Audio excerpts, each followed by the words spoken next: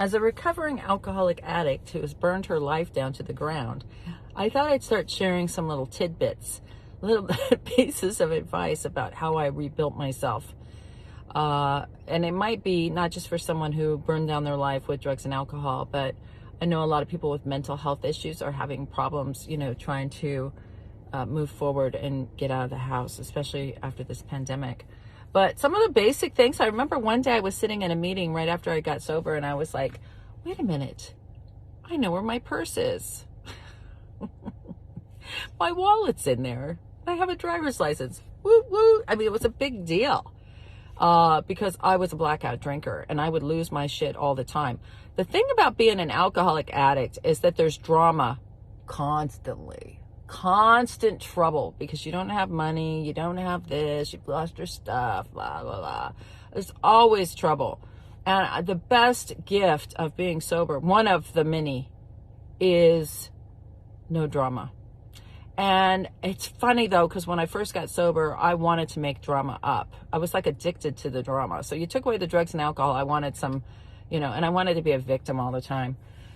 One of the first things that happened to me was when I moved to California. I was born and raised in Spokane, Washington, but I was living in Palm Springs, California, Palm Desert actually. And I was supposed to take my 1-year cake. I finally got a year and I was going to take my cake, and I went out to get my car and my car wouldn't start.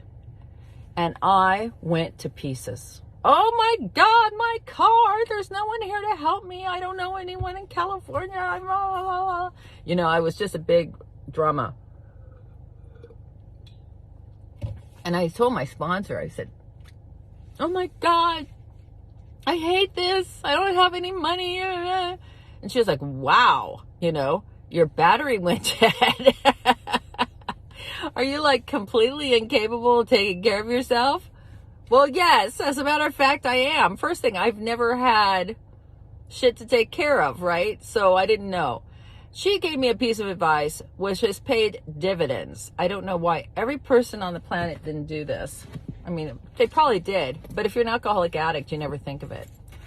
Or you're trying to start out on your own and you didn't have parenting. I don't know, but she told me to call AAA and get a AAA membership. She said, call AAA, get a AAA card. It's like $50 a year. A year. At the time, that seemed like a lot of money. I was like, $50 a year. She said, just get it. Just get the card. And then when your car breaks down, you have someone to call. That was like a freedom. That right there took a lot of drama. The other thing was, when I got a flat tire, this seems like common sense, but I didn't know this stuff. When I got a flat tire, I put my spare on and I put the flat in the back, and I moved on with my life because the problem was solved and everything was okay. And I never fixed that flat. There's a girl creating drama because I got another flat tire. But now my spare was flat. What kind of idiot does that? When you're coming out of drugs and alcohol, you just aren't thinking about anything but what you need right now. So, that was just like, why didn't I do that? Now I do that, right? I don't let my gas tank get below a quarter tank. I don't run out of gas anymore. It's amazing. I don't know why. I don't know why. Why were things so difficult before? Because I was drunk all the time. I was loaded. I was in crises constantly. So now I lay out some ground rules so in case something happens, I can handle it. The other thing I do is I take my wallet and I go to a copy machine and I copy the front and back of everything in my wallet. And I have a folder, a little envelope, manila envelope, and it says contents of Karen's wallet, 2021. And all my cards are in there. My driver's license, front and back. Everything is in there, front and back. Boom, boom, boom. Pages of it.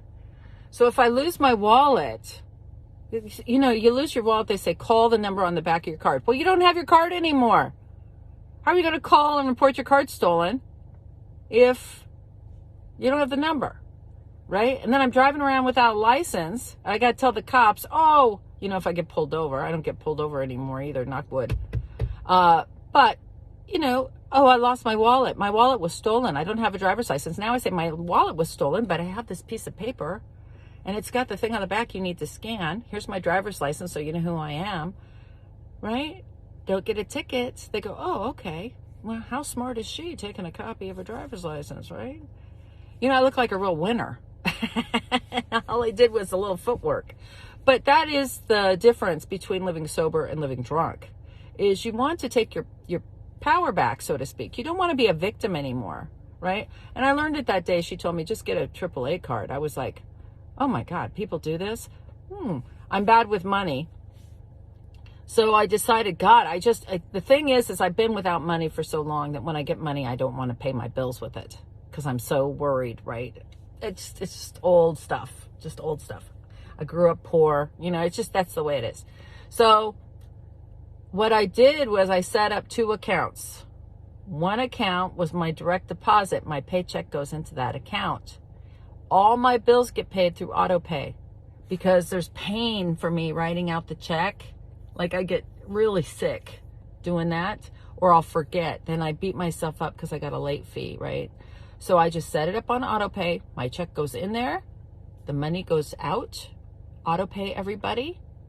And I pay myself if I get $100 a week for me, right? That's what's left over after the bills are paid. I put the $100 in the other account. And I only use that account. I don't have a debit card for the bill account, right? That's just the way I set it up because I was unhappy.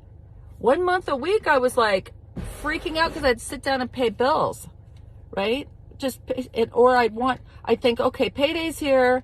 I need a haircut. I need to get my nails done. I need to take care of me. And then I'd realize, oh shit, I spent the bill money. So I just eliminated that stuff. So look around your life and think about what is bothering you right now. What is not working? Fix it. Find a fix. There's so many fixes now online. People talk about saving money, paying off debt, superheroes, helping people with their finances. It's just endless. You could find something about anything. So that's my little tip on getting sober and trying to take control of your life, or just trying to move forward in your life, right? Try to take positive action and positive steps so you can move forward. And when something happens, you're able to handle it. A lot of people have anxiety about leaving the house because what if the car breaks down? Maybe if they had AAA, that would go away, or at least a lesson so that they could leave the house knowing they have that. You know what I mean? So think about it. Think about how you can make your life easier, happier. All right? Have a great day. Bye.